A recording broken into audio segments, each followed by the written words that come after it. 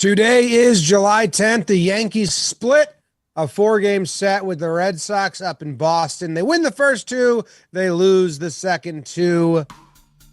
Let's talk some Yanks.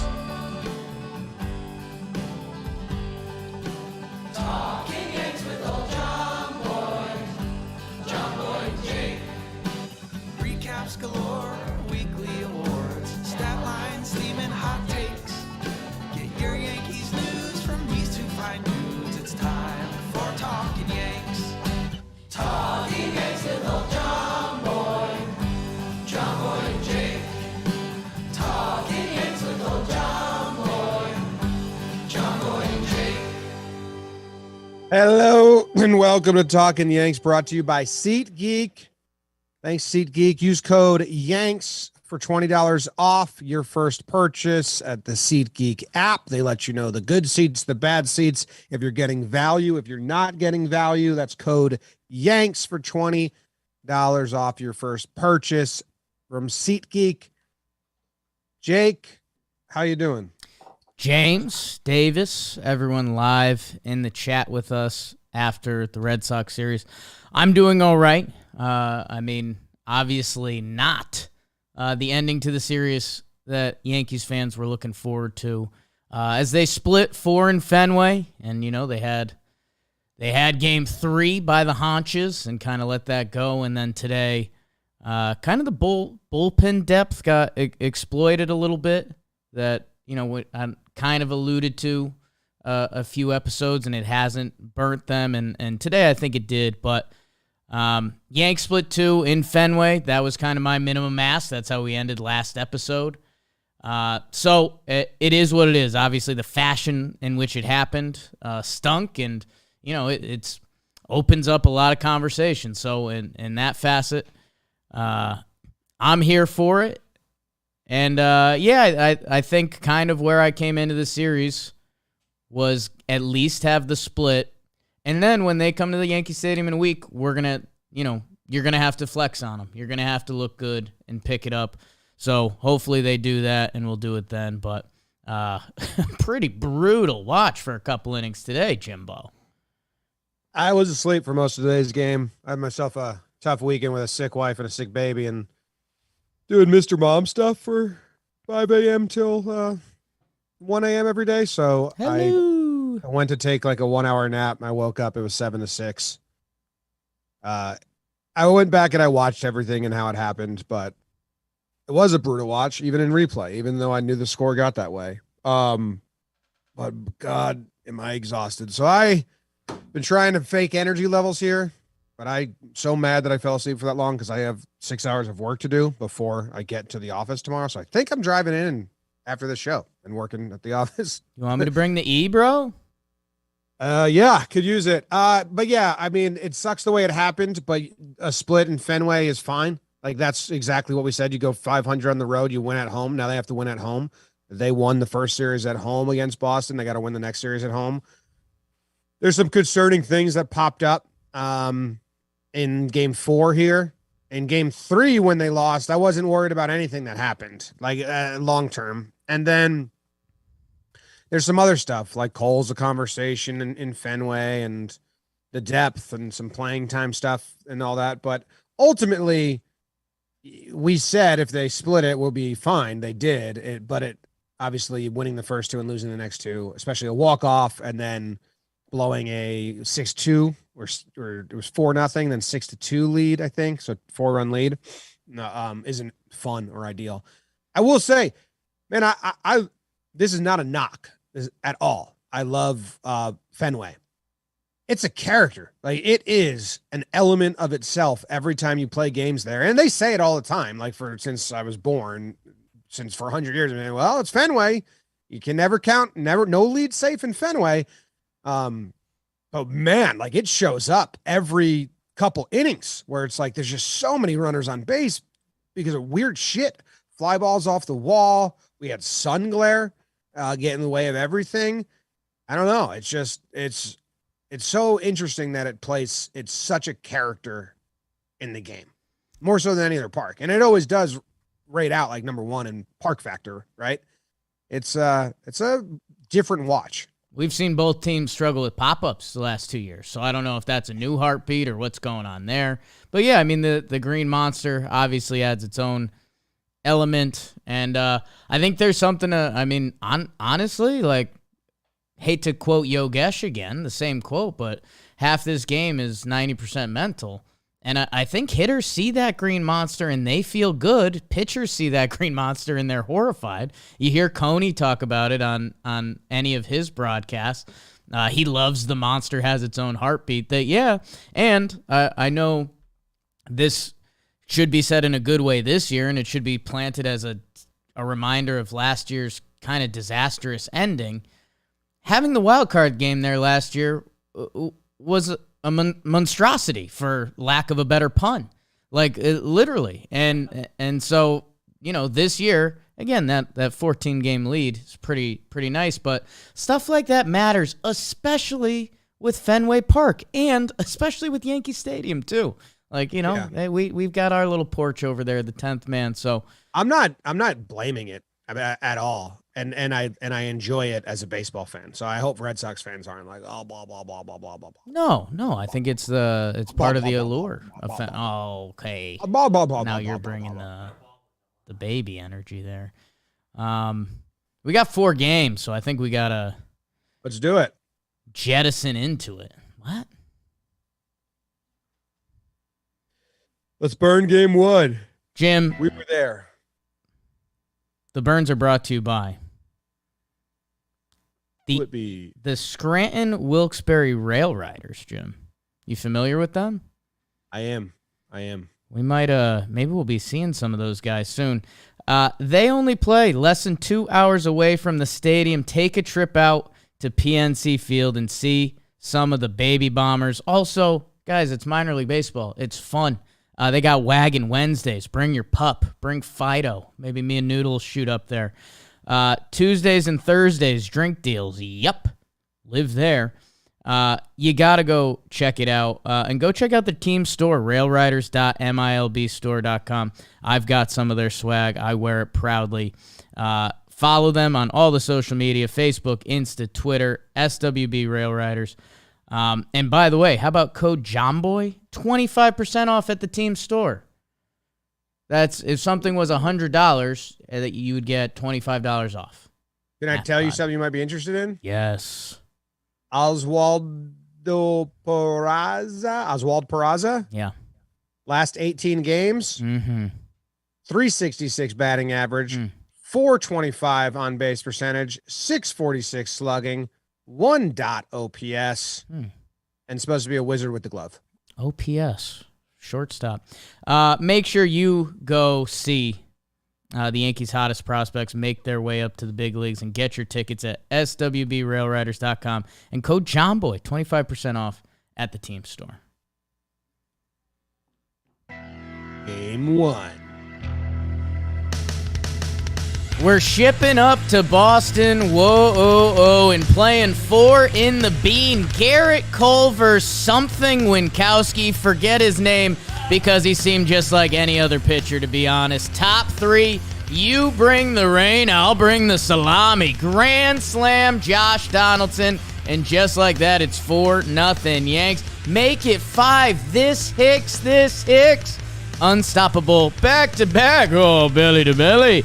The police lead, a.k.a. 5-0. Whoop, whoop. Don't ever pitch to Devers, 5-2. Trevino rips an RBI double. That drops before the pitcher's mound. My goodness, it's 6-2. It's 6-5. Don't ever pitch to Devers. His second ding-dong on the day. 6 innings pitched, 5 earned runs from Cole, all to Rafa. Speaking of Rafa, the bullpen was full Nadal after Wande, a.k.a. King Clay. Yankees take Game 1, 6-5 final. We were there. We know because we were there.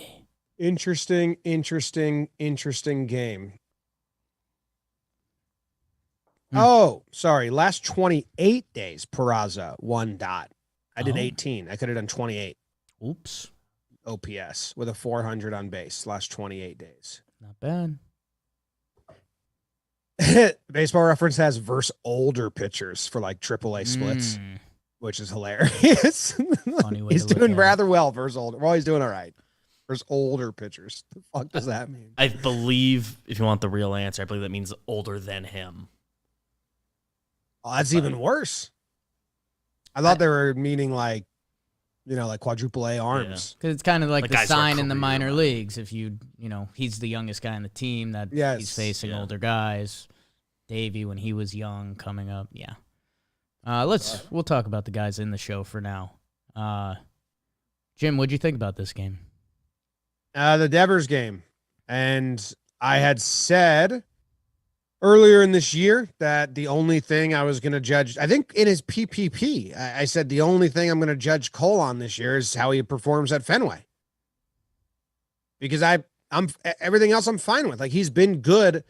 I think the way his stats go is every month he gives us 4 ace outings and 1 blunder. And like, that's why his ERA isn't like amazing. And what I that's how it goes. That's fine. Like, I'm good with Cole a lot of different times. At Fenway, I have no confidence in him at all. And I said this at the beginning of the year, and I said this a couple weeks ago, that I'm judging Cole by how he performs at Fenway for the regular season. It's a weird, stupid take, but it's kind of like, come on, dude, prove that you can pitch there one time. And he can't. And I know that this game, it was all Devers, but it's been like 7 games now where he has a horrible ERA in every game in and of itself. I don't think he has a good start at Fenway as a Yankee. Yeah, it's funny if he waited till Devers got banged up this series, does Cole go 6 shut piece? I don't know. But Devers has his number clearly, and he's an amazing baseball player. So that's part of the catch-22. That guy will be at Boston and Fenway for a while. Yeah, man. I mean, we were in disbelief that they were even pitching to him. We got all the tweets and screenshots after that. Cole didn't throw him strikes, but you almost, if you're gonna do that, then really don't throw strikes, because he still hit him. He hit him for home runs, and made again what should have been, the Yankees were up in this game 5-0. This should have been a dominant win. Josh Winkowski, I remembered his name. He's going against Garrett Cole, our ace, and the Yankees put up a 5-0 lead. I know it's Fenway Park and it's a crazy place to play some baseball, but this game shouldn't have gotten there. And it's funny in hindsight. And we were on cloud 9. Shout out Amtrak sent us up there. We're sitting on the monster. The game-winning run in this game was a missed infield pop-up by the Red Sox trying to turn Franchi Cordero into a first baseman. So when you really step away from it, it's kind of like a yo, and I guess kudos to the good Yankees bullpen as of now, Wandy, King, and Holmes, because we saw in the rest of the series that any good pitching outings were tough to come by. But yeah, man, they get the win, but weird. I am wrong. He has 1 good game in Fenway as a Yankee. No, that was at home. Never mind. I do think his game log, I should have prepped this for people that haven't seen it. Like, it is 6 innings pitched, 3 earned runs, quality start, 5 innings pitched, 3 earned runs. That was last year. And then you have the wild card game, which he might have been banged up, but still not great. And then another one. It's like 6 starts now, and it's like a 5 or 4 ERA. But other than that, there's a lot of good stuff, and there's a lot of good stuff. And maybe this is a product of Fenway, and I got to put it in Minnesota category and all that. But the offense was great all around. And lineup wise, they go Hicks in center field. Judge and Rizzo both don't play. Right. So when you're looking back at the numbers and all that, Judge had lower back tightness or something. Rizzo lower body, I think it was his legs. Yeah, Judge was calves, Rizzo was back. Mm-hmm. They both don't play. So Glaber's in the tool. He plays well. Carpenter gets to start at DH. You got Stanton playing left field. It's an interesting lineup without Judge and without Rizzo. And I don't know. Those are our 2 best hitters. So yeah, I know you were searching for it today on the Twitter sphere. But Donaldson and Hicks, they picked a good time to go because otherwise in hindsight of this series, we might not be talking about a series split. Yes. But also, I mean, Boston fans are so giddy to say they have a bad team right now and then brag when they win. But the Yankees didn't field their A lineup until Game 4. Well, that's kind of what's funny about it, because they won the games with their lesser lineups, but baseball, Susan. I mean, they scored some runs. It wasn't really the hitter's fault in the last game. All right. I think that's all. They didn't pinch hit for anyone. They didn't pinch run. The bullpen was exactly how you would draw it up in a close game. Wandy is that guy right now in the 7th inning or the first out, and then King and Holmes. And Wandy probably shouldn't be there. He is right now, based on everyone. I agree with that, based on who they have in the bullpen, that's Wandy's spot. But I think when they have to go 2 games in a row against the same lineup, especially a lefty in Fenway, and we'll get to a Game 3, I think that gets highlighted a bit. But that's the formula.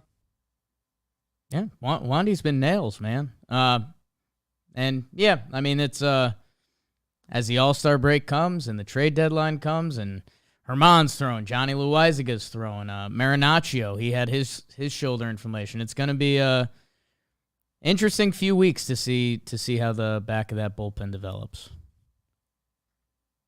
Yeah, the walk to Plawecki was pretty bad, which sets up the Devers' second homer. Sure. All right, let's do Game 2.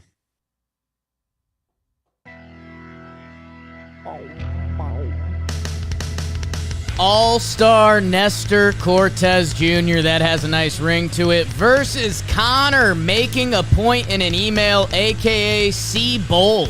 How are your veteran third basemen? Gopher balls by Donaldson and Carpenter.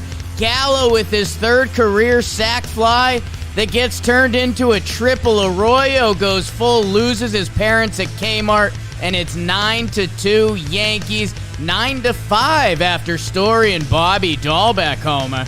Yankees, they get some insurance runs, one in each of the final 3 innings, and more importantly, your local firefighter Lucas Litke shuts out the Sox for the final 3.1 innings. Nestor to Castro to Abreu to Litke. Yanks take Game 2, 12-5 final. Ooh, I forgot this was 12-5. Yeah, they stretched it out. 1 run each of the last 3. Yeah. I forgot it was that many up front. I forgot this was a good time. Yeah. Huh. Jackie Bradley Jr. at the end of this game pitching. Oh, that sucked. That's probably why I blacked it out. Yeah. And I was on the couch with this. Oh, this was Friday night. I was in the hospital with my son until 4 a.m. That's why I don't remember it. The whole night was a fucking blur. Maybe I wasn't having a good time. Anyway, I really don't remember this game now. I'm looking at it now. Carpenter, Judge returns, Carpenter goes off, Glaber, everyone goes off. They were taking walks against JBJ. That was funny. RBI walk. Is that Kiner? I think a couple guys took walks. I think Judgy might have taken one. Let's see. Judge walked and then Kiner walked. Marwin walked. It was bad baseball. RBI walk. I mean, walk. Yeah, it's weird. Good job by the Yankees. Yeah, Decent job by Nestor. Not really. Not really. 3.2. Never mind. No, I mean, this game, Jim, they put up a 4 spot in the first again. Donaldson hits a 3-run homer. So that's, kind of back-to-back flashbacks for the Boston. A Donaldson homer. They're down 4-0. Big Vasquez double that cut the lead in half, gave them a little bit of life. But then the Yankees go. Carpenter with a double and a homer, and the Gallo triple that, the now kind of famous Carlos Arroyo gif of him just not seeing it at all, and he does happy feet out there.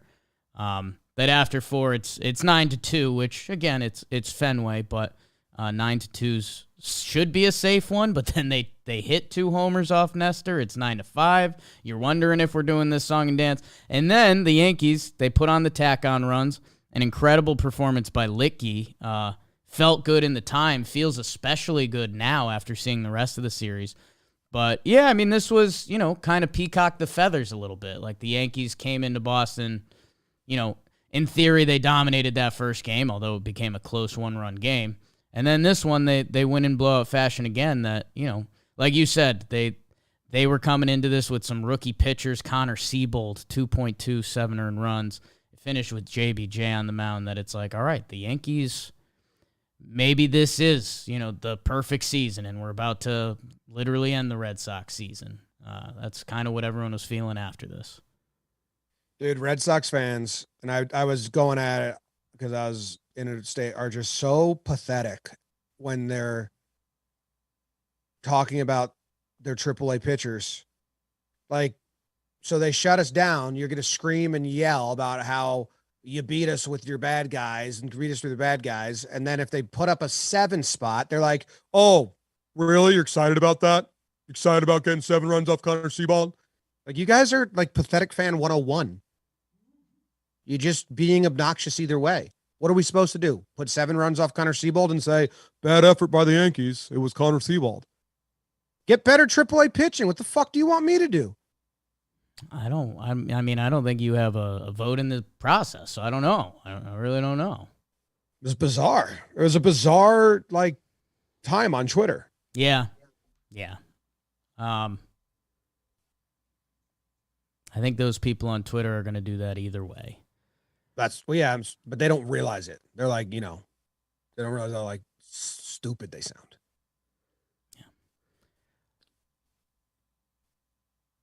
What else happened? Anything else in this game, man? There's nothing. It was such a blowout. There's nothing to really talk about. Like, there was Litke. They throw Litke for 49 pitches. I don't know what the fuck that was about. Go get him, Lucas Litke. I think his previous high was 26. Yeah, I think it was a classic case of, as the Yankees put on tack-up runs and Litke felt good, I think it was low-leverage pitches, and I think he's also been in a spot in the bullpen that's kind of been in a weird area all year that he was like, I'm feeling good and I'm dealing. Like, let me keep ripping it. Then, again, especially after seeing these next 2 games, kind of an incredible performance by him. I think they're probably also like, we're only going to use Lakey once in Fenway anyway. Just go as long as you can. And last year he had some games above the 35 mark. Rugo kept reading some game log stuff from last year. This year he hasn't gotten there, so that it was out of place there. But he gets a save. 3 innings. 3 innings. Rules are dumb. No matter this, is there a run limit attached to the 3 innings? Final 3. If you've pitched the final 3 innings, you get a save. No matter what the lead is. Ivan Nova has one. Baseball's silly. Baseball. The other 2 moments that probably deserve to be talked about, as the Red Sox were gaining momentum, so they get Cortez out of the game. Story and Dahlbeck homer. He walks JD Martinez. Bogarts is coming up. They bring in Castro. Castro hits Bogarts, and you're like, okay. So bases loaded at Fenway, 9-4 game. And then he strikes out Vasquez in a 7-pitch at bat. Vasquez was really battling. That was a huge moment. Then 2 innings later, Albert Abreu's pitching. He's got 2 on. And then Litke comes in for him. He walks Verdugo. I believe it's bases hucked again, and Litke gets Trevor Story to pop out. So, that tying run was at the plate there. 6th inning in Fenway. If either one of those at-bats goes awry, we're back in a Fenway battle. They got out of those, and the Yankees stretched it out from there. Yeah, and Abreu, he looks like he's ready to get dropped down and tinker with some things. And I don't know. Same place he found himself last year, in spots he just probably shouldn't be in yet.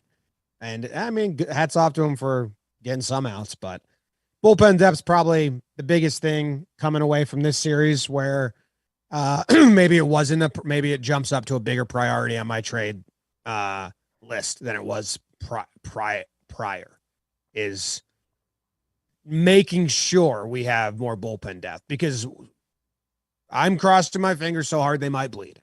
What the hell do we do if King or Holmes gets nicked up or hurt? They lost Betances and Herman in 2018 after the deadline, or 19. And like, you just got like, let's use the deadline to prep, because right now it's thin. And I mean, I don't have much faith in Chapman or Loizaga coming back and like regaining their role. And so I don't know who it is. So that's probably the one takeaway. My biggest takeaway is like, that's probably jumped up to maybe number one on my trade priority list after this series.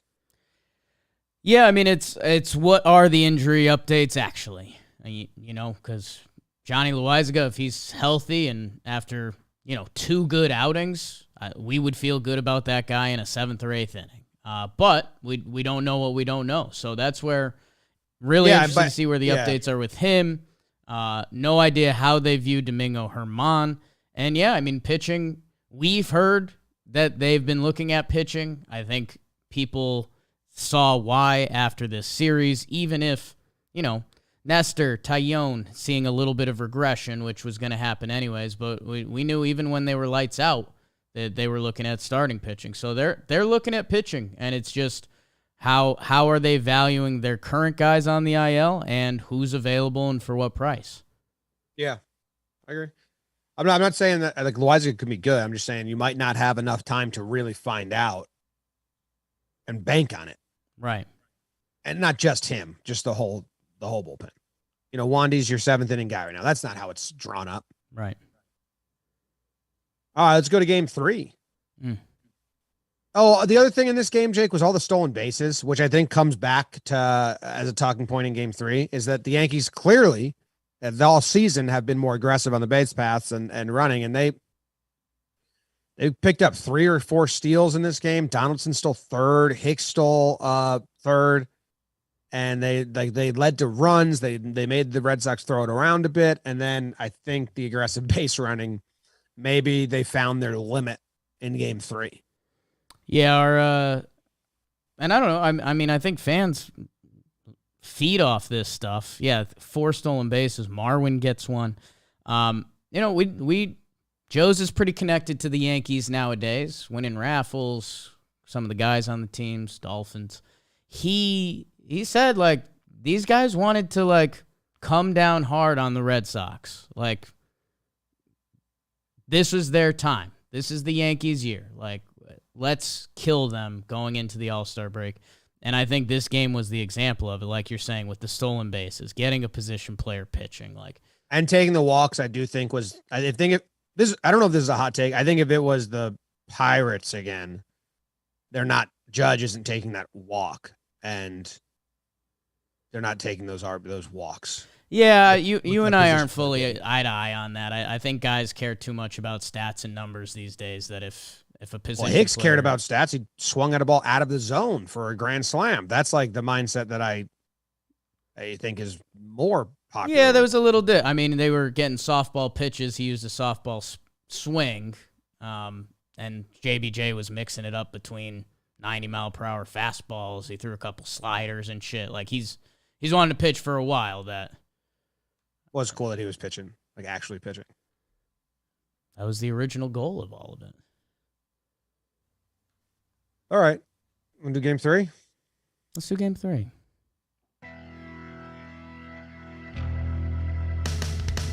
Jordan Montgomery and the Yanks try to go up 3-0 in the series as they take on born to be a pitcher, Cutter Crawford and the Bo Sox. Dibs on that band name. Hicksy baby one more time. He ties it at 1. Rizzo and Donaldson with RBI hits. It's 3-1 in the 6th. Rob Refsnyder home run. Where am I? 3-2. Make it 3. Doogie Howser's 1. We're going to Buenos Cantos, and the Yanks put up 2. Judge, Rizzo, RBI doubles, and here's the double play ball to end it. Oh, no, Donaldson can only get 1, and Alex says, let's Verdugo home. Yankees lose 6-5 in 10. Yankees get Judge back. Rizzo's back. Glaber stays in the 2 hole with Stanton in the 4 hole. with no DJ. So they gave DJ a day off. So they were still giving a top hitter a day off every game. Game 1, no Judge, no Rizzo. Game 2, no Judge, no Rizzo, no Stanton, no Rizzo. Stanton. No Rizzo. Game 3, no DJ. That was interesting, but I don't know. Well, at some point I was like, come on, DJ, whatever. It's hard for them to play all their guys right now because they need to play a shortstop. So it's an interesting lineup. But again, you have the 3 pitchers, King, Clay, Wandy, and Wandy gives it up at the end. Some soft contact, ball right to Glaber's left that we've we've seen him make that play before. And then the ball to hit it, the hit to win it from Wandy. So it's not. I was doing this. I was calculating all the things that went wrong. Rizzo stealing third. Yep. Too aggressive. Let's tone that down.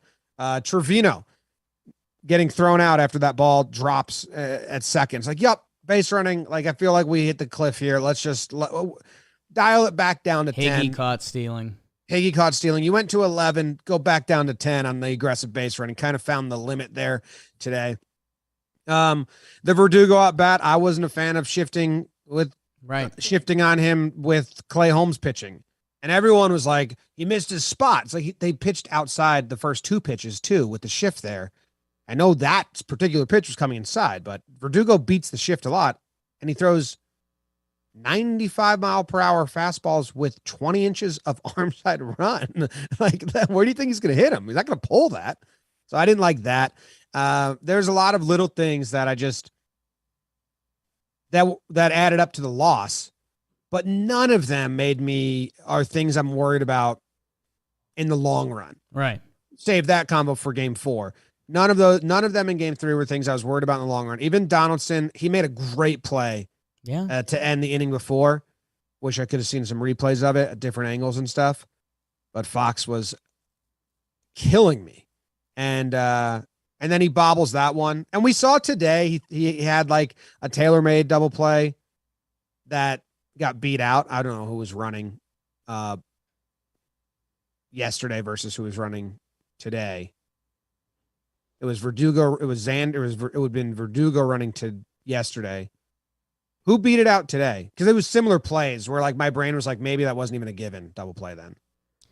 Yeah, I know what you're talking about. I'd have to really get in today's box score because it's tough to find that out. Was it Dahlbeck? But yeah, I mean, you would have liked to see. Everyone would have liked to see. And yeah, man, I mean, there's it ties into bullpen depth. Ideally, I don't know if Wandy's there. And you're right. I think, we saw they actually, they didn't have the shift on today on Verdugo, and he hits one through the hole on the right side. So it's a little damned if you do, damned if you don't. I do agree. I think it's something where baseball defenses have to adjust more so to the pitcher on the mound. We've kind of seen the pitching revolution adjust to that. Like, you're Clay Holmes, throw that good pitch. So he does. I think if your defense is in Verdugo, a kind of a slappy hitting lefty, he was joking about today how Judge has more home runs in the first half of the season than he has in his career. That you kind of have to play that a little more. But can I add to your Verdugo point before we move on? Sure. Today he beat the non-shift, and they opened him up, change up, and then he got the hit on a change up. So it's like these have to be in sync. Right. If Castros and Trevino are going to attack Verdugo, a lefty, with changeups, then play pull side D. Or play straight up the middle. Probably just play straight in the middle and pitch him how he gets pitched. But they weren't in sync. What Verdugo was being thrown and the way the infield defense was being lined up weren't in sync. And it's kind of just like, you have to have a little more nuance than that, in my opinion. So, they see the bullpen the second time. Like you said, the baseball gods got involved in this one. There's a couple things that one or two things go one way or the other, and the Yankees easily win this game. It doesn't happen. Kudos. somewhat kudos to Boston. I mean, Verdugo putting together good at bats. Jeter Downs comes in, gets his first major league hit. So there's baseball gods for a reason. Boston's lineup is good. Yeah, that's part of the reason they've turned their season around. Don't tell Boston fans though; they're a bad AAA team, according to Boston fans. I think they're a good team. Right. But Boston fans think they're a bad AAA team. That's what I've been told. Right. Their lineup is pretty fucking good. Lineup's really good. Yeah, I don't know. I mean, that's kind of it. Rob Refsnyder. No, there's more takeaways from this game that I was happy with than upset about. Like Holmes let an inherited runner score, so don't really care about that. I was interested. Do you think he could have come out for the third? Someone tweeted that at me, and I was like, no way, like over 3 innings. But then I saw it was only 18 pitches, but it would have been over the course of 3 innings. It would have been so in my head, I was just like, no, you can't sit him down twice and keep pitching. You've probably never done that. Yeah, bullpens call them up downs, and I don't think the Yankees have done 2 up downs to Clay Holmes. So no, I know, yeah. So but then I saw it was only 18 pitches, so I just wanted to ask. That's what I said. I was like, it didn't even occur to me that he would be able to come back out again. Because then if he has one bad at bat coming out the next inning, he's at 25 pitches and you're done with him anyways. So it's not. I don't think it's a solution. Yeah. Monty with a decent start. I mean, best start of the weekend. Yeah, easily. And then offensively, there was just so much good to walk away with. So this game didn't hurt me. Yeah. Carpenter in left field. No DJ, like you said. Yeah. Cool. Game 4. Pain.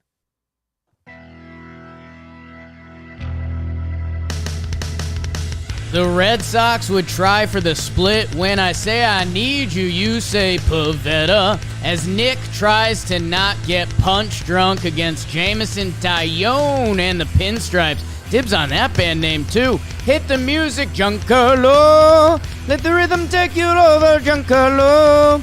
Te quiero. Oppo homers. Magikarp splashes another homer. 6-2. Yanks, oh boy. The Sox score the next 9. Yankees lose and split the series. Bye. Ew. Bye. Gross. They go up early. They get to Pavetta. Sit on some curves. Tyone gives it back. They go to Chappie out of the bullpen. He gets blooped to death twice. Yeah. And then Castro, not good. Castro didn't record an out, 2 hits and a walk. Yes. And then, yeah, man, I mean, that's where it's like, all right, Castro, you got out of it that earlier game with the big strikeout. But I don't know if Castro, Wandy could be seeing like that stretch of guys twice. They're not, maybe Wandy can. But Castro, and then when Abreu comes in, it's not there. So it's the bullpen for me. Chapman, what are we doing? Even though it's 2 blooped to death, I didn't think he looked sharp. Some of the strikeouts he got were on yanked fastballs, or did he have a walk? He had 2 walks. I thought the strikeouts were younger guys. It was Downs and someone else, Dahlback. I think he ended with Vasquez. It was Dahlback and Vasquez. Oh, okay. Downs put 1 in play? Yeah, that was the second bloop. Okay.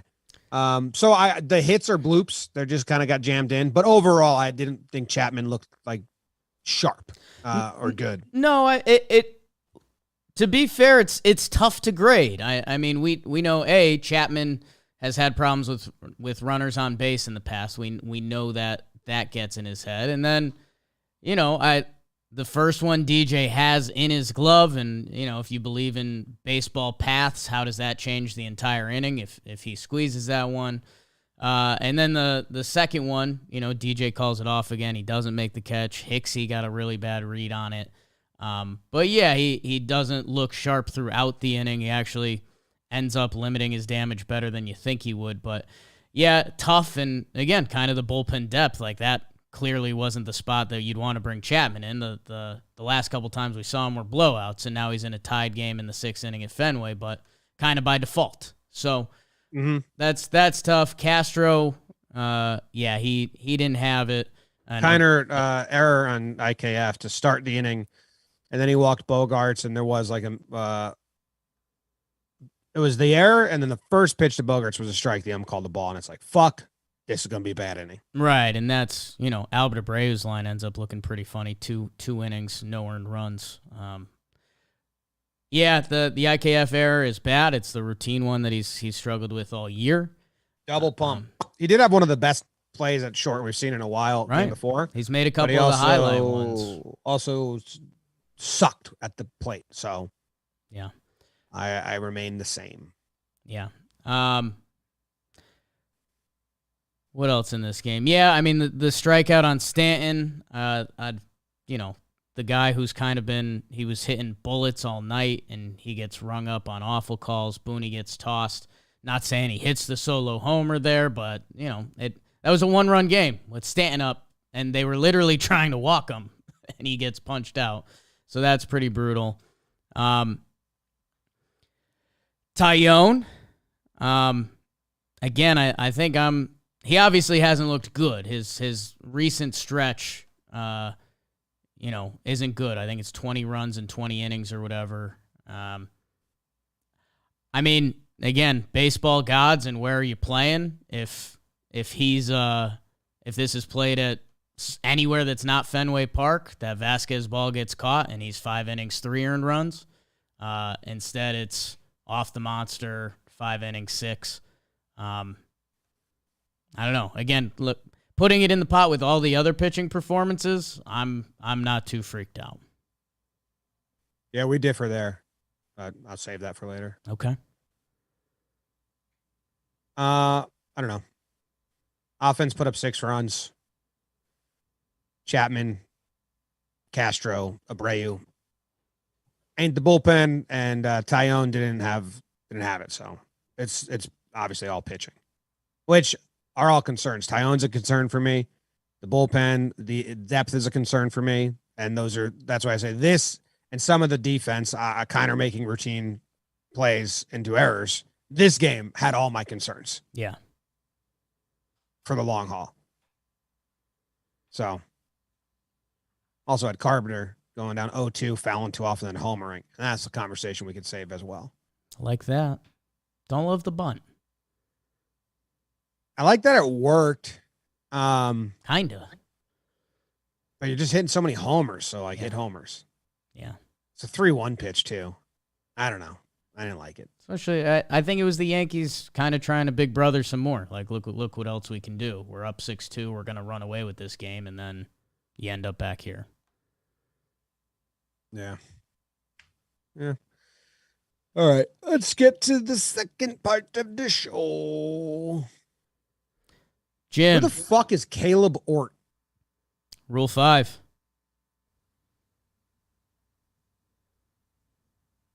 What else? Nice. What else you want? From where? Yankees org. Oh, really? This year's Whitlock. Yeah. Is a Whitlock? The Red Sox just they don't have any depth, so the only depth they have is when the Yankees can't keep all their depth. AAA team, dude. I've been tweeting at you trying to tell you. AAA team. We made a bunch of accounts to try to tell you. Jimmy, the other thing I've been trying to tell you about is trade coffee. And you might need it. You might need it because trade coffee. Jim, you drink coffee. I've seen it.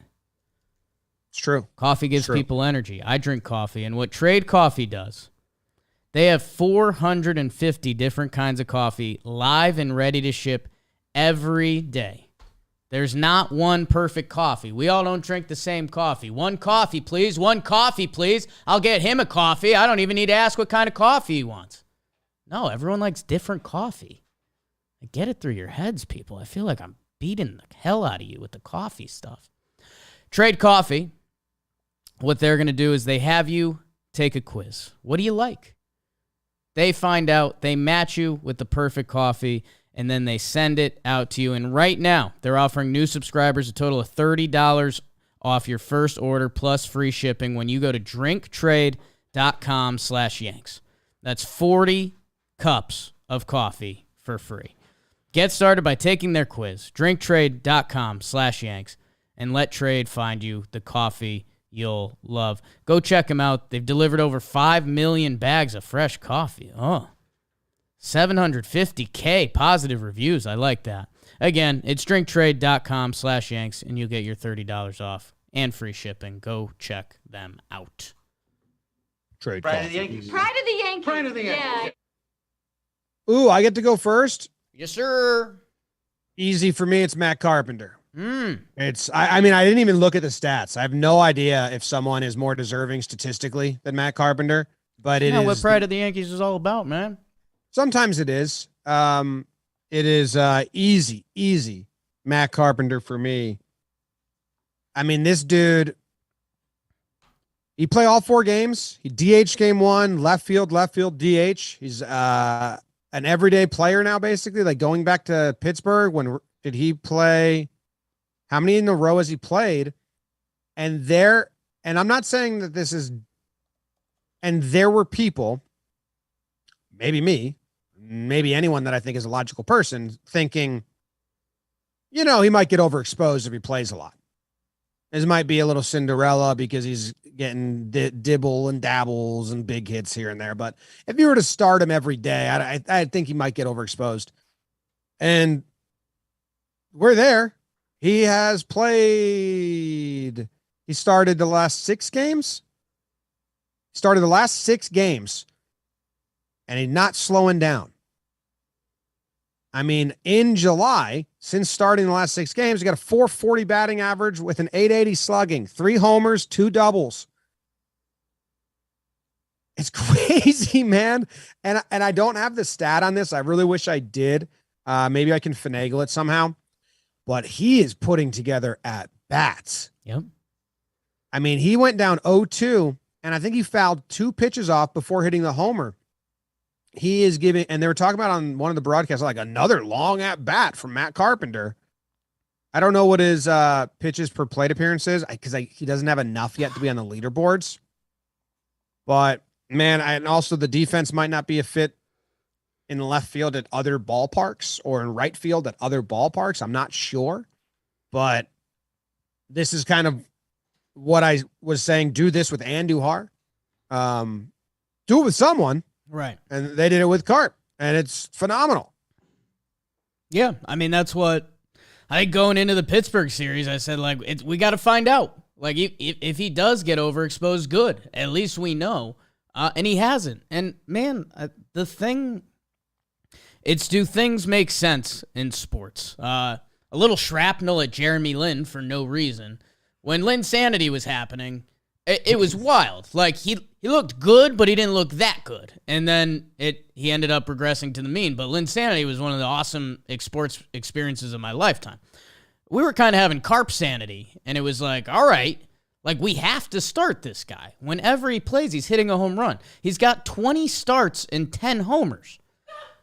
20 starts and 10 home runs, Jim. A little assist from you from Talkin Baseball. He is tied for the most home runs as any Chicago White Sox hitter.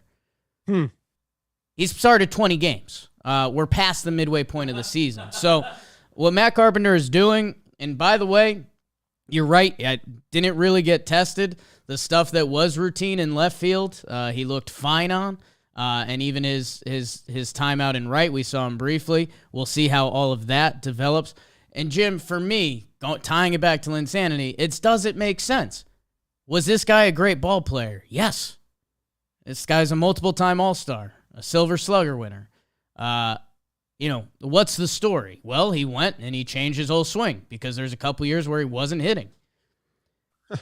Is he gonna stay at this level? No, because no human has ever in baseball history. But I mean, this guy's in the lineup. He's giving you show at bats. That's kind of what you were saying, and it all makes sense. It's not. Remember, Aristides Aquino went nuts for the Reds a couple years back, and everyone's like, "This, I can basically promise you, this will not continue." Matt Carpenter. That's not a real swing. Matt Carpenter will continue. Not at this pace, but he will continue. You think so?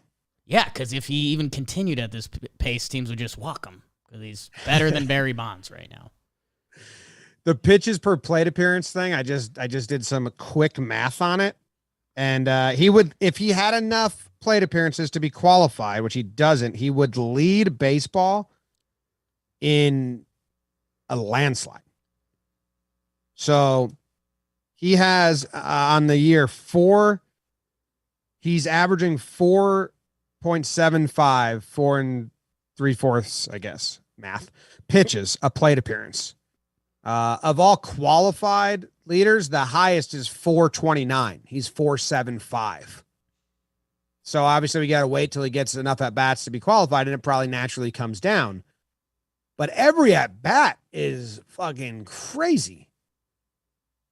Guy's locked in. And he simplified his approach so much. He's standing like a bored piece of shit in the box, like an old man that time traveled from 1930s baseball, or maybe 1880s, to be honest with you, 1880s baseball, and just kind of stands there like a dad against a little kid, like, all right, pull one in the zone, and then smashes it. It's cool. Yeah. It's cool. It's cool baseball. I started looking at pictures of Sam Elliott mid-game because their eyebrows were kind of giving me the same vibe. Ended up looking at some young pictures of Sam Elliott. Go check that out. What a sex Hot. pistol. Had to be hot, right? Oh, my God, dude. Hot's an understatement. Like, dude kind of put Selleck to shame. But I guess that's just my preference. 20% of the pitches he's seen, he's fouled off. Good. Doesn't want him. Yeah. So that's my pride of the Yankees. It's a good one. The stats are there, too, by the way. What were his stats this series? 7 for 14, 2 homers, 2 walks, 4 RBI, 4 runs. Hell yeah. Hell yeah. Hoorah. Hoorah. Okay. I think where I'm going to go, man, you had to mess up that one ball, Josh. I'll go Aaron Hicks. I will go Aaron Hicks. Aaron Hicks has a big series. 5 for 13, 2 home runs, 2 stolen bases, 6 runs. That was most on the team. 4 walks. That was most on the team. Hicksy has changed a lot of conversations in Yankees land since the start of July. Coming into today, he was 10 for 23. That's 435. He was slugging a 1 dot. 3 homers and a triple and 2 doubles, a 157 OPS. He was showing that pop that was kind of our big concern, even after April, where he looked solid. The batting average there, the on base was there, but there was no pop. Then he has as bad of a May as you can have. Man, since the start of June, we're talking 33 games. Aaron Hicks, 290, 398, a 918 OPS. While playing left field and center field tonight, tracked the ball down nicely. Aaron Hicks, that we had been factoring out of the equation, has fully factored himself back into the equation, playing all-star level baseball for now a month and a half. I got to say, we've had an interesting relationship with Hicksy because there's been times where he was playing really well, the numbers, but it just was kind of like a weird watch. We'll probably revert back to that, and I'll be very happy when we get there because the numbers are good and it's producing. He's not even that right now. He's like a fun time. He's hitting well. He's playing well. And he's been hitting 290 for a month and a half. And with power. The power is the bigger thing that's surprising me. Because that surgery is supposed to be like, the injury is crazy. It's supposed to zap you of all your power, and he's slugging 536. Slugging 1.044 in July. And there's when this happened with Andujar, and I thought I didn't have emotional ties to Andujar, and you were kind of surprised when I said that because obviously I do. And when he started hitting, I was like, oh shit, I like Andor. And I did it. I think the first time Hicks had a big hitter, it was twin series. And the next one where I tweeted out just like, I'm fucking in. Like, I'm sorry. I'm in. Let's go get going. Because when he gets hyped up, something twinkles inside of me, like nostalgic or just like, yeah, you're our guy. Like, yeah, let's go. You're a Yankee. So that doesn't happen for every player. I'm in. Like, I don't know. I think they're still going to try and trade for an outfielder. We're hearing talks and rumors about the names that everyone's been talking and rumoring about. And I don't know where that leaves Hicks, fourth outfielder, third outfielder, Stanton DH. I don't know, but I hope it stays because it looks real. And it's, and I keep retweeting like a tweet I said where I said, it looks like he found that fuck you said he was bringing to the season because he's playing with a little bit of vigor now that he's found his stroke. So I'm enjoying it a ton. Yeah, he, I think we remember he bottomed out kind of in Baltimore, and we kind of heard about that, and he's gone. So yeah, it's one of those funny things. His stat line on the year kind of looks like Aaron Hicks. If you take out that month of May, he's having like a phenomenal year. So, Hicks was pretty much going to be involved with this team unless the May stuff continued. Then it kind of would have been like, whoa, we'll do something. Hicks is in, ever since he kind of uncorked that one throw. Remember when we were like, okay, so you still have that, and now he's hitting with power. And you're right, dude. Like, he's got, it doesn't matter, but it super matters. Like, the dudes love him. Like, him and Judgy are boys. And, like, he's, when he gets amped up when he makes the big play like that, fire me up. So, and that's why I got my pride. That's why he got your pride. And smart. Yes, sir. Next part of the episode. It's you Yankee motherfucker. Okay. Badu. Jameson Tyone for me. 11.73 ERA now. 11.73 ERA in his last 7 games. His stuff didn't look sharp. The only thing that looked sharp was the fastball, and he wasn't throwing it a lot. I mean, I don't know if you saw the numbers, but they got all of their extra base hits off of secondary pitches. They got a home run off the changeup, a home run off the slider, double off the slider, home run off the cutter. They got a couple two singles off the fastball. He didn't generate a single swing and miss on his changeup, cutter, curveball, or sinker. He threw, that's a weird way to do math for me. He threw 22 of them. He didn't get a single swing and miss. And these are like pitches with movement. They're like supposed to get the swing and miss.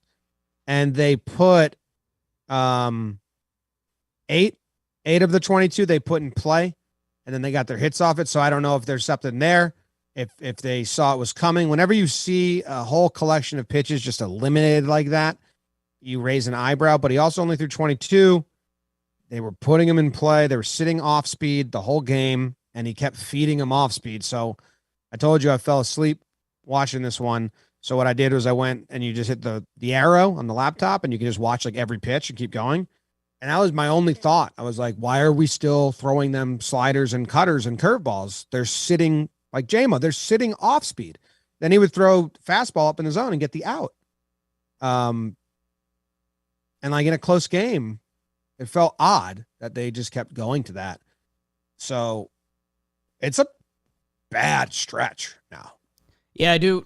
I again, we're not eye to eye on this, so I don't want to start here. But the ERA number, I don't think that was right because his last 6, he was a 6.16 coming into today, and he gave up 6 and 5. I'll pull up the ERA calculator again. How many did he give up? He gave up 6 and 5 today. JMO obviously has regressed towards the mean. The numbers kind of said that was going to happen.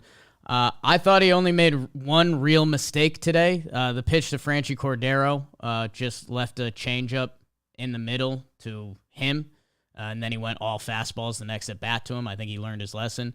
If we're not at Fenway Park, that Vasquez ball gets caught, and he's 5 innings, 3 earned run, and it's... We are at Fenway Park. We are, but it would have been the second best start from our rotation. It's still I put the numbers in reverse.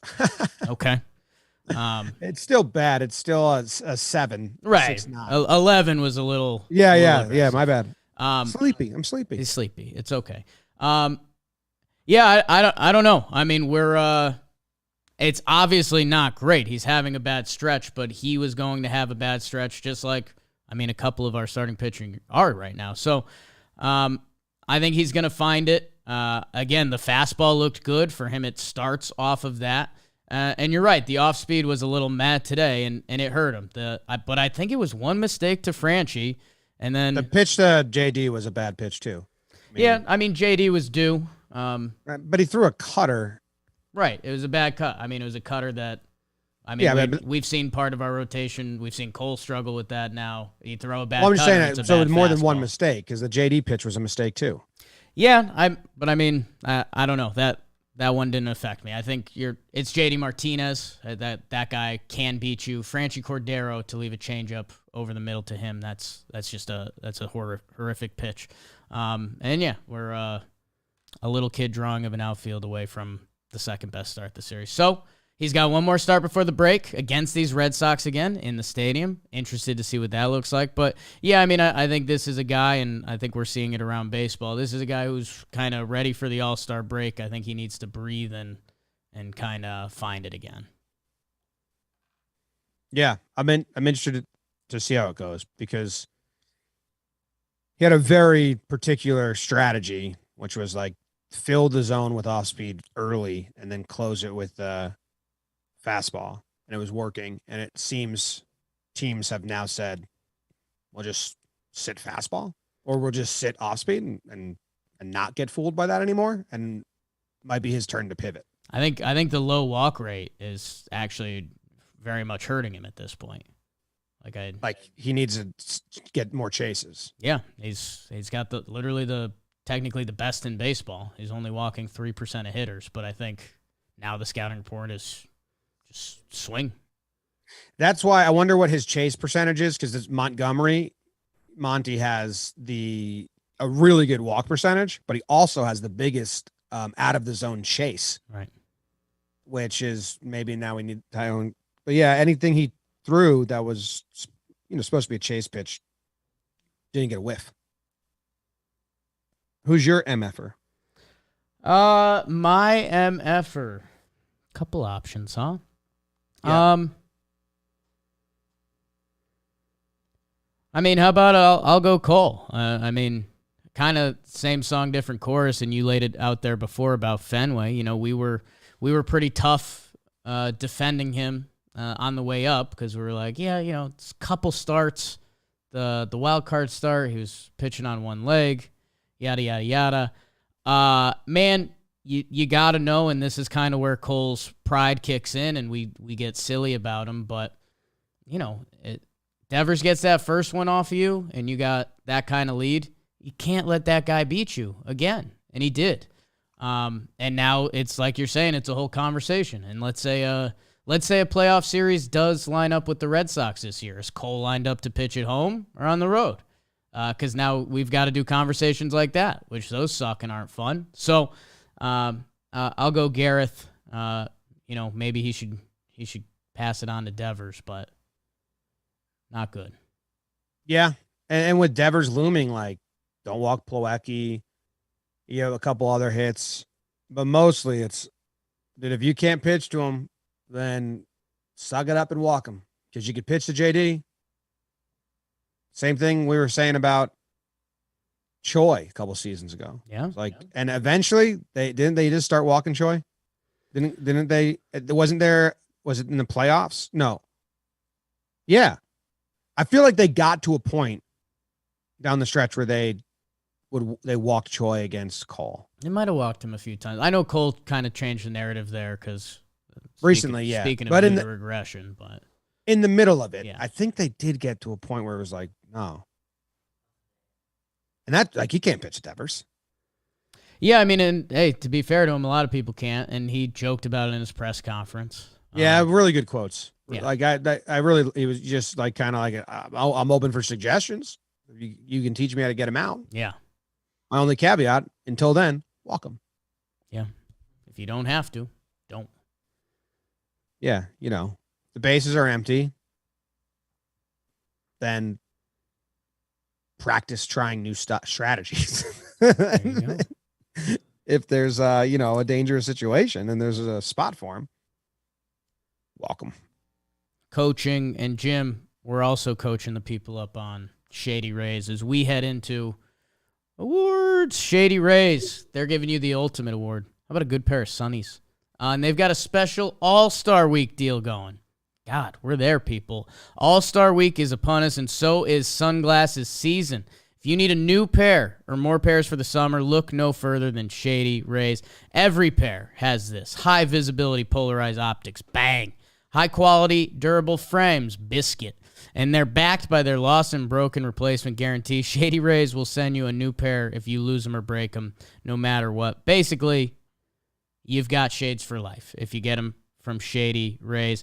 And if you want to get $20 off of each pair of premium polarized sunglasses. So they changed up the deal for the All-Star game, people. $20 off each pair of premium polarized sunglasses at shadyrays.com with John Boy AS All-Star. John Boy AS at shadyrays.com. $20 off each pair of premium polarized sunglasses. Premium polarized sunglasses. Word.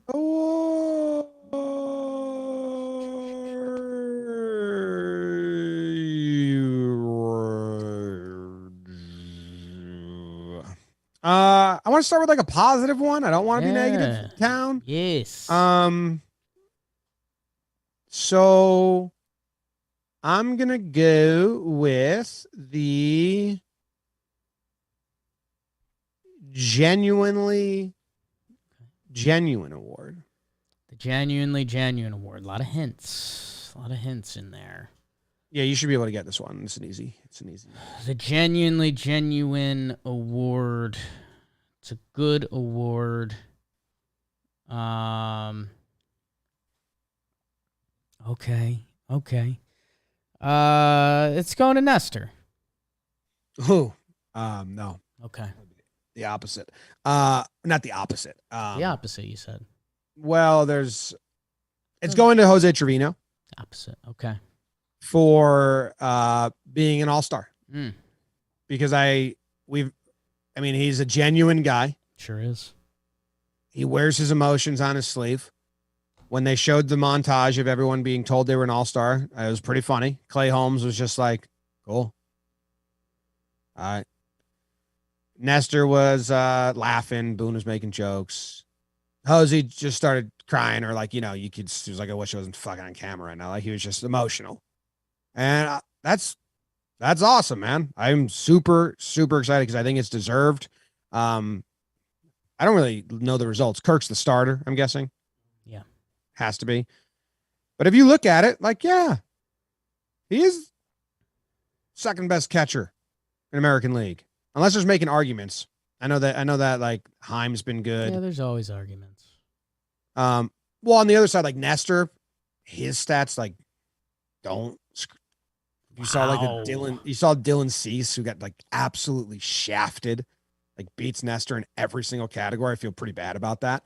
But Trevino, I'm super pumped. This dude was a Ben Rortfed afterthought, Right. if you believe that story, which I don't. And defense only guy, nothing expected offense from him, nothing asked. It wasn't even supposed to be the starting catcher. Wasn't supposed to get more starts than Higgy. Supposed to be a platoon. He grabs a starting role and he grabs an all-star nod. It's something that, dude, where Trevor Plouffe's on Talking Baseball with us, and he had 7 seasons and a bunch of them were really good. He popped 60 doubles one season or something like that. I don't know what the number was. Never an all-star. It's really cool that Jose Trevino gets to say he went to the all-star game. Yeah, it's kind of and I'm sure we'll be talking about this on Talking Baseball a little bit. It's kind of the other side of the All-Star game not being the full season all JM team award that we do is that, some guys get a memory forever. And I'll defend Nestor a little bit. I mean, he's got a better resume than Cole so far this year. So if we're If we're peeling back guys on the Yanks. Is for Cole an Dylan all-star Cease. too? Yeah.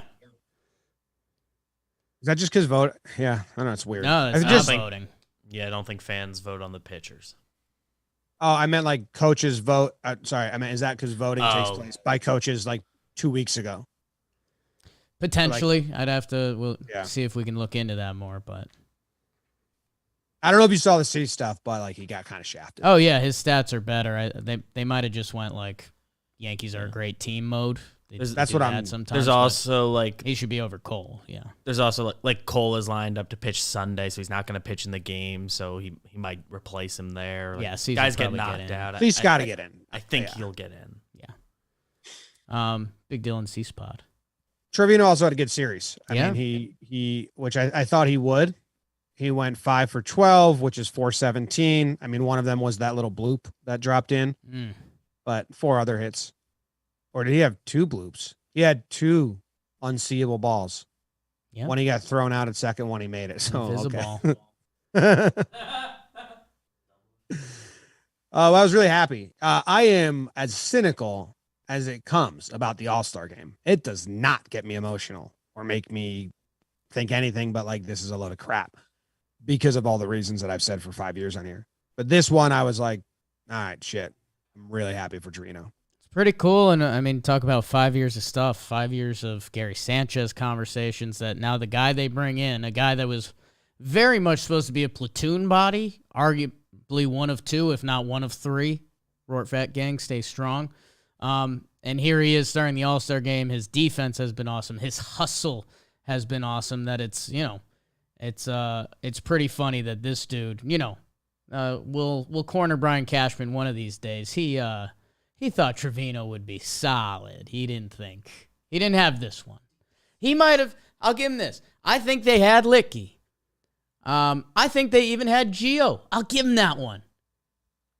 I'm not giving him the full belt notch for Trevino. I don't think they had Gio. I think they kind of thought something was there. 20 grand and he like finished 2018 in AAA and then started 2019 in AAA. They thought something because he was one of those inside-out swing guys Yeah. and power the other way. They thought there was Muscular something. dude. Trevino, they just want him to catch the ball. Yeah. They knew he had the glove. Oh, I was watching the Rays and Reds series, and I don't know the numbers on this, He doesn't know, people. but I don't know who was catching for the Rays. It was yesterday. He couldn't steal a strike to save his ass, and I was like, "Oh my God, Trevino those all would have been strikes." Like it's, and I don't love that aspect of baseball, Right. but it's like visually you can be like, "Yeah, no, Trevino just got that strike." Yeah. Who was the catcher? He was catching high balls and pushing it up. And then it was a ball, but it was like right in the zone. The Rays got shafted on a couple calls. If it was know who's yesterday's game, I think it was Francisco Mejia. I don't know if he rates out good or bad, but my couple inning eye test was like, ugh. No bueno. No bueno. Your first award is BBD. Can you tell me if he rates out good or bad? I don't know how to find that. If you know how to find it quickly. Oh, look. James, my first award. Start wrapping it up. My first award is the golf award. Golf. Golf. He doesn't rate great. Yeah. Don't look great either. Scouting. I'm a scout. Golf. Low score wins. Okay. Don't allow runs. Okay. Lucas Litke. James, the golf award is going to, I pulled an old school Jake on you because I tricked you. We talked about it last time. I'm going Nestor Cortez Jr. Another tough start from him. Monster, the righties, not good. The one thing that ends up saving his ass and maybe this series, Jim, when you play golf, a lot of not regular golfers, they always say the line, there's one thing that makes you come back. You have that one good shot on 16, put it within 6 feet, and you're like, it wasn't a great day out there, but that's what got me. Nestor tormented Devers. And if Devers had a normal Devers day, Nestor might not make it to the second inning, but Nestor put him in the spin cycle. His first at bat, he gets 3, or he strikes him out, 2 strikes swinging, monster swings, which I think ended up getting him banged up. Second, No, it was the railing. He ran into the railing on the foul ball when he was playing third. I think these factored in. I think he was trying to hide it from Nestor. Strike swinging, 2 strike swings in that at bat, and he gets him to pop out. And then his final at bat, Nestor, second to last batter, he's on the ropes. 3 strikes swinging on Rafael Devers Jr., the guy that tortured Cole the day before, and now watching everything else play out. So it wasn't good, but normally the guy that kills you, Nestor was nasty Nestor against that one guy, and that'll keep him coming back. So Nestor gets the golf award. The Golf Award. Golf. One of my favorite card games. Yeah, it's a good one. Not really. It's like probably top 20. Yeah, I mean favorite. Not my favorite. Okay. I know of it. It's and I not used his to play. favorite card game. Yeah. My final award Yes. is Okay. the, All right. I don't have a creative name. All right. You want to workshop some? Sometimes you've been landing on the name at the end of the award. Yeah. Yeah, We just like pivot. It's like, this is the TBD award. that's what you're going with. Well, for now. Right. For now. Yes. Any guesses? No, man. Again, it's like Clueless. Oh, jeez. It's Clueless. Good movie. Lucas Licky, I'll go. You're doing me. No, Glaber, man. Glaber, I'm trying to keep it positive. Glaber loves big games or pressure situations or national spotlight or playoffs. Like his numbers have always kind of been good when he's right in those situations. Yeah. In July, 419 batting average, 486 on base percentage. In this series, 375 average, 375 on base percentage. He had 2 hits in the first game, 3 hits in the second game, 1 hit in the third game, and he did not play game 4 because the Yankees have to sit someone. So this maybe is like, I was trying to do like a thing of like an oversighted stud, like combination of a phrase or something like that. Okay. But it's also kind of like this poor roster construction sucks phrase that one of these guys has to sit every game because they should play. And then also they have a 14-game lead and they're winning. And I think having one guy sit every day is actually going to be beneficial in the end. So I'm coming around on it because they're so good. But I feel bad anytime a guy has to sit. Glaber's just good, man. I don't know what his numbers on the year are. I can look at him right now. But of late, he's been just fun to watch and good. He misses that one ball to his left that we've seen him get a ton. Kind of like handcuffed himself a little. Yeah. It's not about that. It's about that Glaber's good. He's having an incredible year. He's a 3-WAR player right now. I know that doesn't mean a lot to a lot of people, but 13 homers. Again, if you butter knife out his atrocious start to the season, he's been great. He's been fantastic.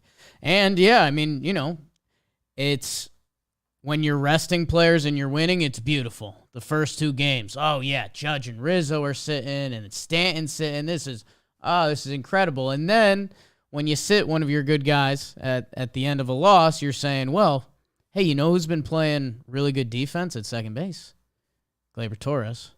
The 2 bloopers, I'm not saying Glaber catches them, but he's looked good this year, and I think those are just 50-50 plays of baseball gods. I'm not saying Glaber makes that play at a better rate, but he's got a shot, and who knows? Who knows how that changes the course of the game? Never mind his bat that, has been just as good as the defense. That's why he's kind of racking up WAR. Like, we're finally getting the scouting report on Gleyber Torres. So he's good. A good guy. Good. Good. Still young, too. Yeah. Make that the award. Still young, Still too. young. Award. Still young, too. if you're looking for that butter knife, first 11 games of the year, it's bad numbers of 491 OPS in those first 11 games. It's 856 in 65 games since then. That's all it was the first 11 games. Yeah, that seems to be the low water mark point. It was pretty bad. Wild. Don't know if the part I grabbed is where he like took off, but that was the low water mark. Yeah, let's just take off all of April. Okay, see April's gone. 838. What was your OPS? 856. Great. There's only 11 games. We're gonna leave it. Maybe that's the award. Only 11 games. There's only 11 games. His name is Robert Paulson. Now I'm in butter knife mode. Get me out of here. James, I will go. 49 games and 880 OPS. Okay. Dude, with batting average, him and Hicks. That's wild. Jim, I will give out the prestigious local fireman award. Local fireman LL. This has gotta be. Now, I'm not going to mess around and joke and guess incorrectly as a joke here, Right. because we keep track of this. Yeah. And I need my record to stay tight because I've never gotten one wrong on record. So I'm going to guess that this is lukewarm Lucas Lidke. Jimmy, it is Lucas. Let's not forget his middle name, Lucas Lester Litke. He looks more like a Lester. He's kind of Lestery. Lucas Litke, friend of the show. Hey. Dude, if his name was Lester, everyone would think about him different. Oh, yeah. Like, Lucas is like unapproachable. Yeah. Oh, no. Lester with his current look. Yeah. Yeah. If his name was Lester, he wouldn't have the mustache. You can't do that. No. The chat already did the layup if he has the mustache and is Lester. Yeah, not great. Jim, been a weird year with Lucas Litke. Comes out of the gate, they were kind of using him the same way. His first 6 games, clean, 1.69 ERA, and it's like, all right, Lucas Litke at the back of our bullpen. Cool. This guy's going to be a fun, 2-year Yankee. He starts getting hit a little bit. He's got a rough stretch from end of April to basically mid-May, where he's getting hit. He had an 11.57 ERA. He's getting hit, and he wasn't getting used. Like, we were looking at all our bullpen guys getting used, and Litke was always on the chart. Like, okay, so we just don't use Litke? Like, okay, we play the Blue Jays and we can't use Litke because they got a lot of righties. It was kind of getting a weird area where we're wondering how is this going to play out. He finishes May. He's got a 5.84 ERA. We're asking questions. Since June, James, Lucas Litke, 17.2 innings, 1 earned run, a 0.51 ERA for the last month and a half. His ERA is down to 2.7. Lucas Litke, look at all the pitching performances this series. His 3.10 earned runs is arguably the best performance of the series. I know some of it came low pressure. Some of it was actually medium pressure. I was cracking up because remember when we saw his medium pressure numbers were really good. Lukewarm. Yeah. So that still holds. I love his look. He can't go by Lester. He's been really good for the past month. And, man, like you said, kind of weird, 49 pitches. But I think as they were lower leverage and he was just twirling them, and I think it helps he's not a guy that just throws 98, a big outing for him. So go Lucas Lester Litke. Go Lucas. Go Lester. Good stuff. I'm interested to see how he recovers from going 41 pitches out of nowhere. Like, he might be down for a week. Yeah, if he throws 30, it'd normally be out, 2 days? And I would... 2, yeah. I would guess 3 to 4. They had the built-in off day tomorrow. That's nice. It is nice.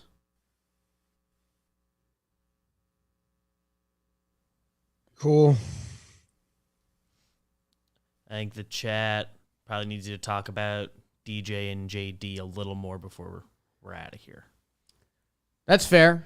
Josh Donaldson, again, outside of one play, he very much could have gotten a pride this series. His 2 homers put the Yankees up 4-0 in 2 of these games.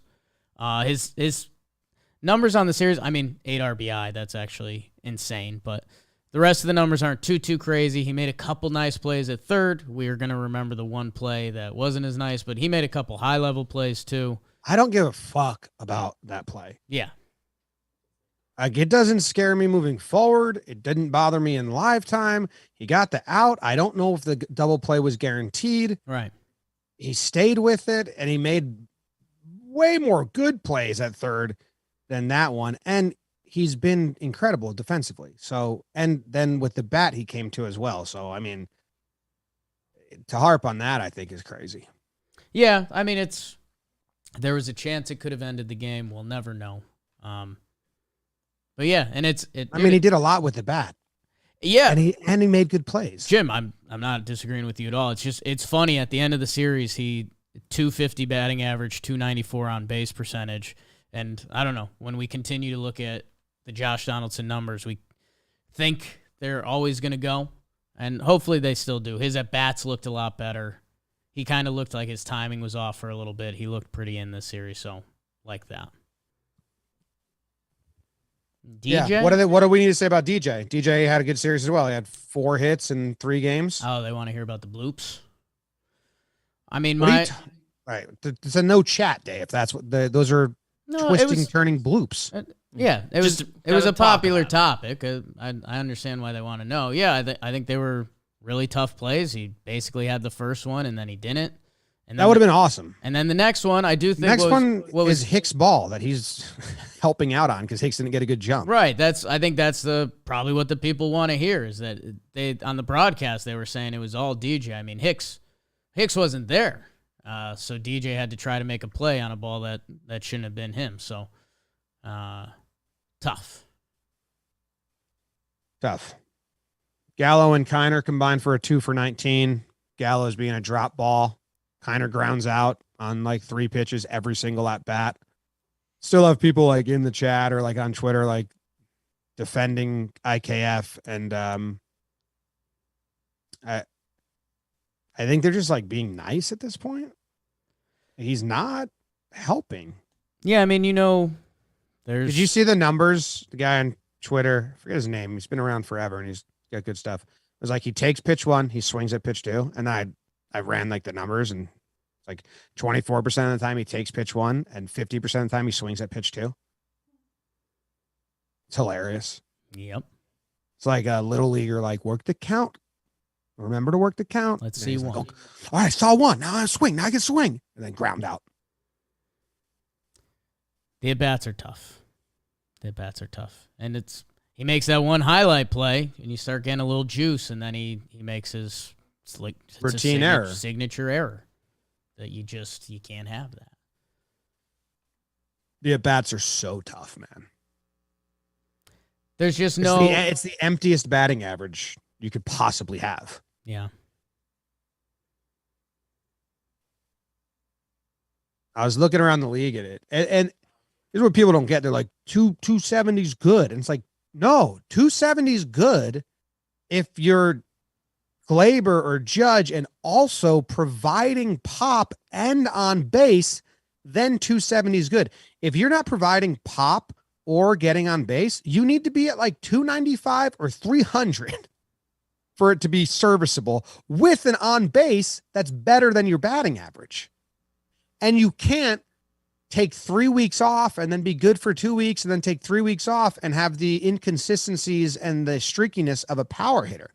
So you cannot just look at 270 and be that's good. It's no, there's nothing else that comes with it. He doesn't work counts, get on base, hit for power, or anything else.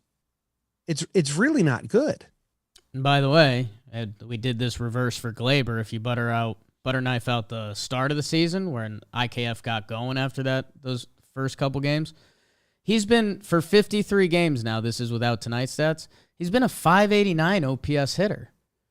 That's That's bad. That's very bad. I'm interested in trying something new. I think you and me both, sister. I don't know how much longer he's hitting 280 argument can hold up. The batting average for the season is in the 260s now. That's not a high enough batting average to ride just that stat. Not good. Yeah. Doesn't strike out a lot. I like that. Well, he doesn't see three pitches. Can't. He doesn't see enough pitches to strike out. That's out gaming the game. He's really twisting me up with how much support he's getting. Both of these guys. So I don't know if we want to end the up there. Well, I think Gallo's out.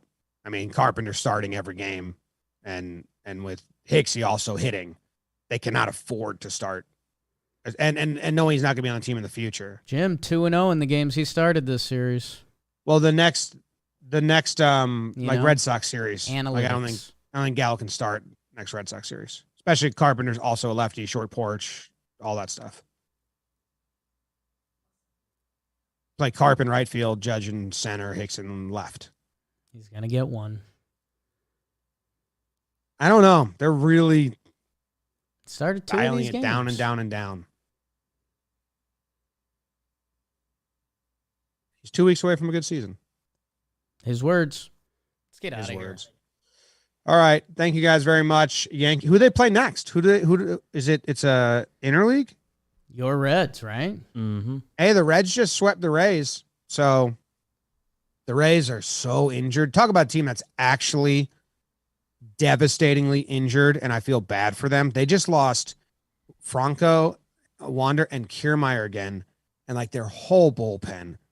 It's like their whole bullpen and like every starter you would have named coming into the year. And if you look at like how injured teams have been, the Rays are like far and away the most. It's a bummer of a time, but the Reds are playing good ball. They got some nice, fun young pitchers that are a little like gutsy out there. So not a walkover series. I hope it's not a hangover series. I hope the Yankees come in and tune up for the next time they face the Red Sox in the Bronx. Yeah, losing the last two, they should be a little more tuned up after an off day to win some games against the Reds. Yeah, true. Cool. Thank you guys for listening. We'll see ya next time. Go Yanks. Tell them, Grams. Go Yankees.